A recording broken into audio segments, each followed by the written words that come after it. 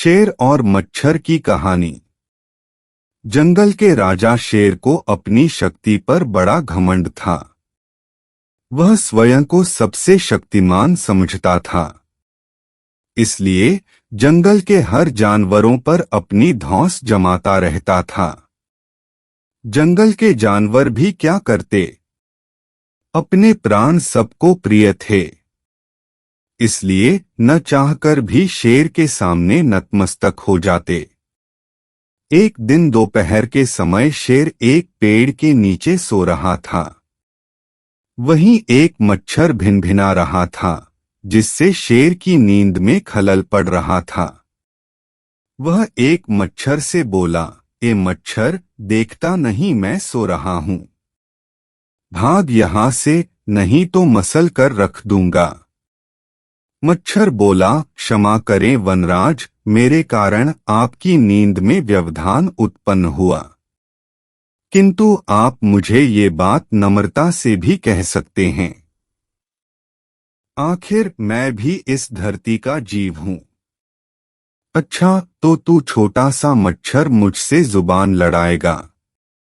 और क्या कल कहा मैंने, तुम मच्छर हो ही ऐसे कि कोई भी तुम्हें यूं मसल दे।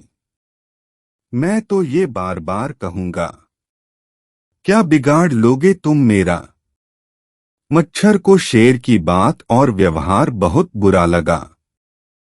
वह अपने साथी मच्छरों के पास गया और उन्हें सारी बताई। सभी मच्छरों को शेर की बात चुभ गई। उन्होंने तय किया कि इस संबंध में एक बार सब मिलकर शेर से बात करेंगे। सभी मच्छर शेर के पास पहुंचे और बोले, वनराज, हमें आपसे बात करनी है। जल्दी बोलो, मुझे तुम जैसों से बात करने की फुर्सत नहीं है, शेर बोला। वनराज, आप होंगे बहुत शक्तिशाली, किंतु इसका अर्थ ये कतई नहीं है कि आप अन्य जीवों और प्राणियों का मजाक उड़ाएं या उन्हें नीचा दिखाएं, मच्छर बोले। मैंने जो कहा सच कहा। मैं सबसे शक्तिशाली हूं और मुझे कोई हरा नहीं सकता, घमंड में चूर शेर गरजा। ऐसा नहीं है। अगर आप शक्तिशाली हैं तो हम में भी इतना सामर्थ्य है कि आवश्यकता पड़ने पर हम किसी का भी सामना कर सकते हैं और उसे हरा सकते हैं। हम आपको भी हरा सकते हैं। मच्छर भी चुप न रहे। यह सुनकर शेर हंसते हुए बोला, तुम लोग मुझे हराओगे? तुम लोगों की इतनी हिम्मत कि मेरे सामने आकर ये बात कहो।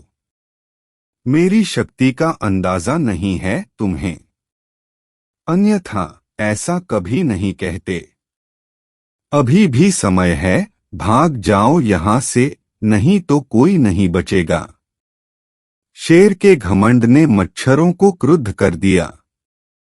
उन्होंने ठान लिया कि इस शेर को मजा चखा कर ही रहेंगे। वे सारे एकजुट हुए और शेर पर टूट पड़े। वे जगह जगह उसे काटने लगे। वह दर्द से कराह उठा।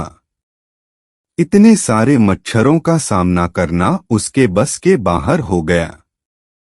वह दर्द से चीखता हुआ वहां से भागा, लेकिन मच्छरों ने उसका पीछा नहीं छोड़ा।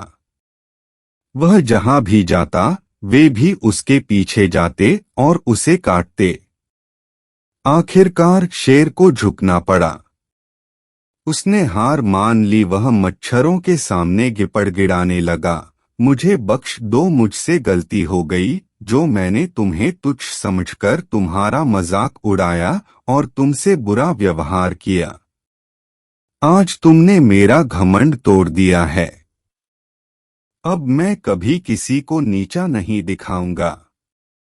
मच्छरों ने शेर को सबक सिखा दिया था, इसलिए उन्होंने उसे काटना बंद कर दिया।